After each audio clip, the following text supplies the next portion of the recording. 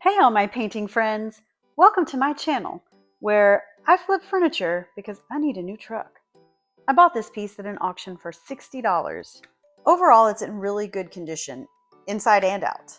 There are some surface scratches on the front, which I can sand out pretty easy, but the top has some really deep scratches. This piece did have a partner. It had a China hutch top, which I'm going to be keeping for myself and doing something completely different with. So I'll be selling this as one single piece, and I'm gonna have to do something about these deep scratches, and that one's all the way through the veneer already. This is probably due to the top piece being slid around or removed and then put back later. I was so happy to find the missing hardware inside the first drawer that I opened, as well as what looks to be the original furniture tag. It does not have a date on it, but I think things like this are super cool. So I'm gonna put it back in the drawer for the new owners to find. The insides of the drawers just need a little cleaning and a little polishing and they'll be ready to go. So let's get to stripping.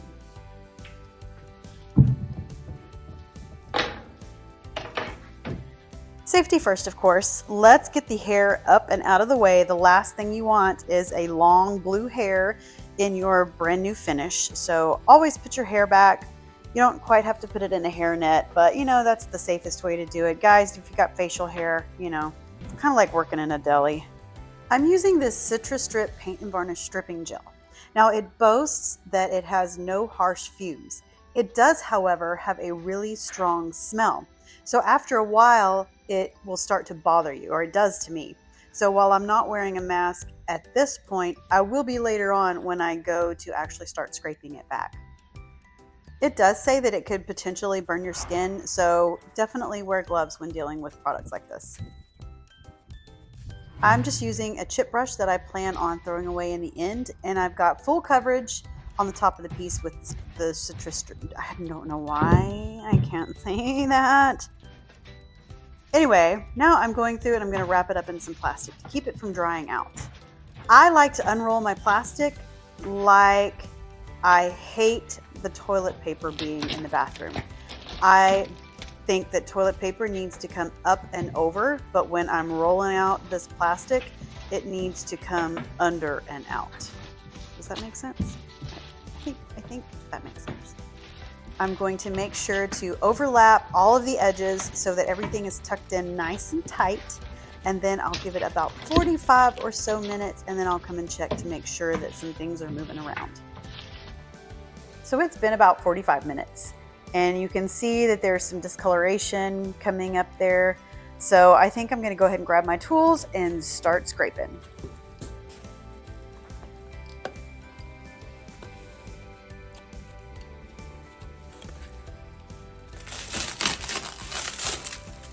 Yuck.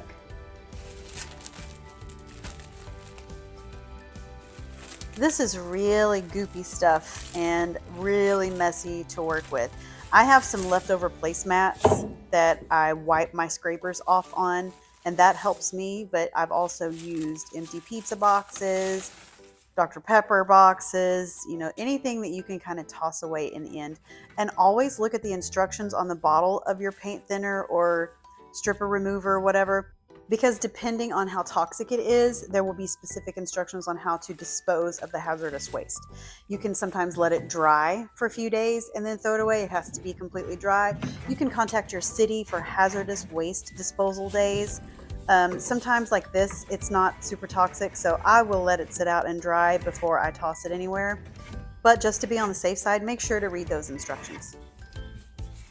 As you can see, I did trade in what I lovingly refer to as my big scraper for my 5-in-1 tool.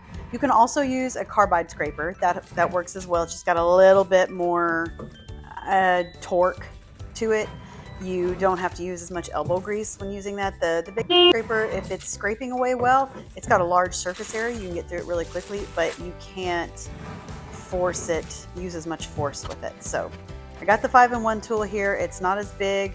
It's not taking it away quite as quickly, but it is still getting through as much of the finish as it's going to come off. And there is some coming off. I know there's not a lot, like it doesn't look like there's a lot coming off, But there is enough that I'm not just giving up. I'm trying to give it my all here and get it completely removed.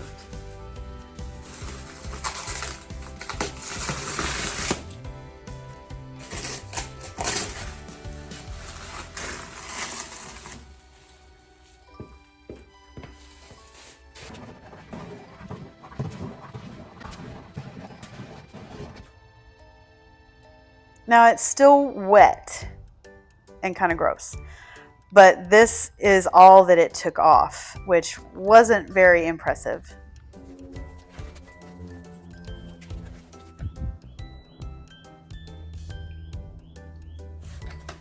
This is a paint thinner that I'm using to remove the residue left by the gel stripper. I'm using quadruple zero steel wool, and I'm trying to get off as much of the, not only the gel stripper, but also the finish as I can.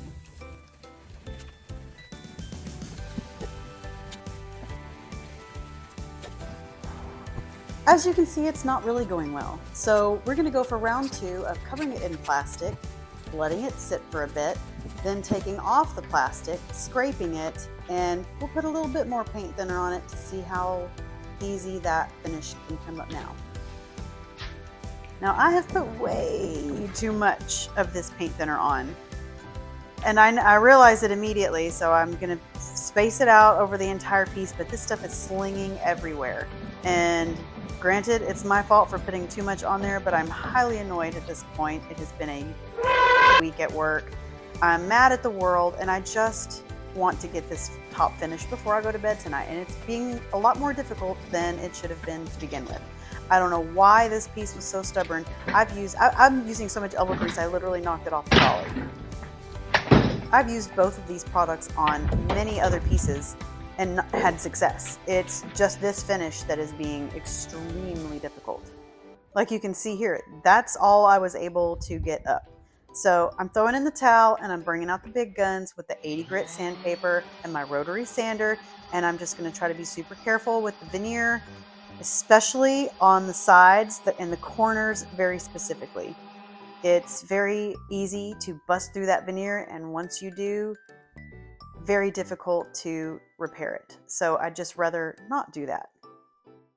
An 80 grit is super aggressive for what I'm doing right now, but there's so much finish left on top of this, and I'm so done with it all that that's what we're going with. Normally I would have started out at like a 120, and again, always be super careful with those sides and corners very specifically, because like I said, it'll be super easy with this 80 grit to bust through that veneer, but I'm going super careful, not quite up to the edges, and it all worked out in the end. Because I used such a low grit sandpaper to take this finish down, it's very, very rough. These fibers are pissed, y'all. And normally you would go from 80 to 100 to 120, 180, whatever. You would have steps in between, but did I mention it's been a really week? And I'm just going from low to high, and you know what? It all worked out.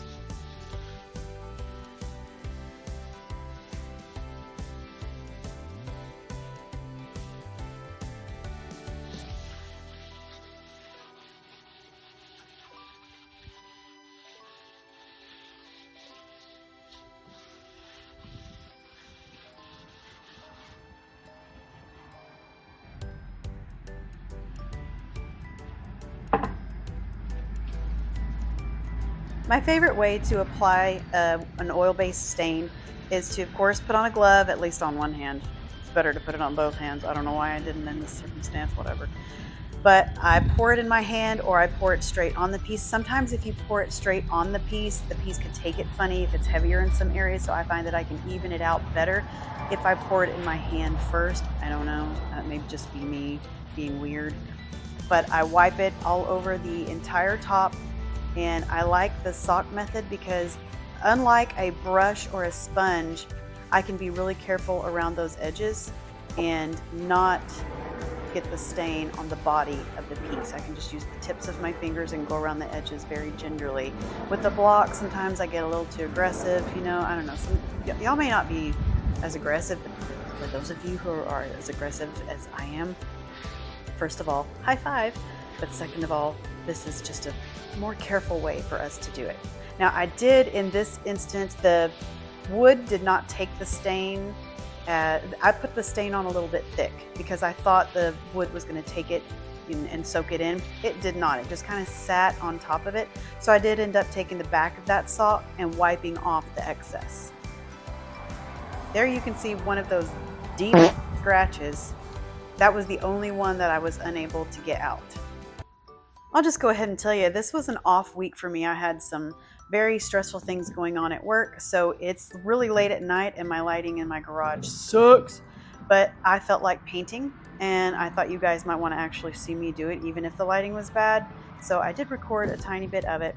I'm using a 2-inch angled brush from Couture, and I have mixed up Dixie Belle's chalk mineral paint. I'm using about, I would say, 50 Bunker Hill blue, 25 coffee bean, and 25, why don't I just say quarters? I'm using 2 quarters Bunker Hill blue, a quarter coffee bean, a quarter pure ocean. And it came up with this like electric navy blue color that I really dig on. I was trying to get rid of the colors, and that's how I came up with this. So this is first coat, and it's looking really streaky. I am praying that the second coat does not look as streaky. So with chalk paint, it's better to add a little bit of water to it. It helps the paint flow better. It's not like that for every paint, but chalk-based paints it is. So look at this. It is splotchy. This looks like freaking my skin back when I was like 13 years old. Splotchy as hell. So I'm going to bite the bullet and do what I should have done to begin with and spray it. Digging out the old air compressor. I need a new air compressor, y'all. If y'all know of one on sale, I need a big one. This one doesn't do the job very well, but it's what I got, and I'm grateful to have it, especially in this instance.